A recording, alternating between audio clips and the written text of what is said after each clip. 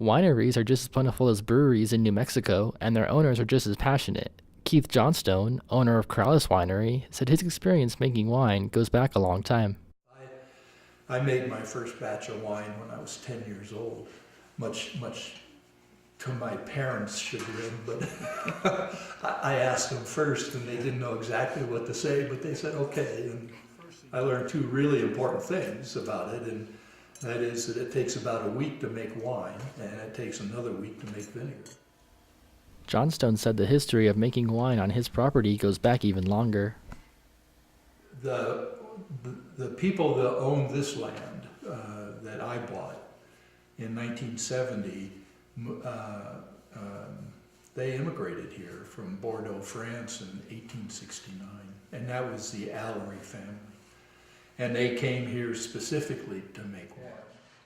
Jim Hammond, Albuquerque's wine maestro, said there was an adjustment tasting wine from California to New Mexico, but the wineries in Corrales are as good as any he has experienced. I liked it just before I twirled, so I can imagine what's... Well, we came here in '99, and being a wine lover, obviously I would be checking them out fairly soon. The Berkeley Wine Festival was the first one I checked, and at that time, a lot of the wines were still sweet, and having come from California, where I was drinking a lot of drier ones, I said, what is this stuff?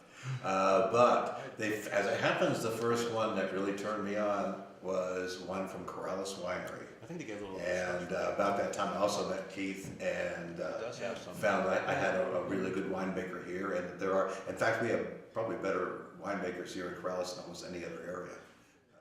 Johnstone said the problem was people were trying to make California wine in New Mexico, and that's stopped now.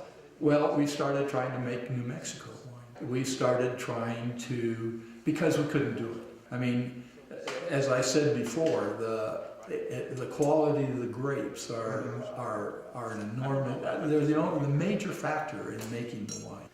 We needed to make the best wines we could make from the grapes that we have under the conditions that we can grow them here. Reporting for the Daily Lobo, I'm Scott McCoy.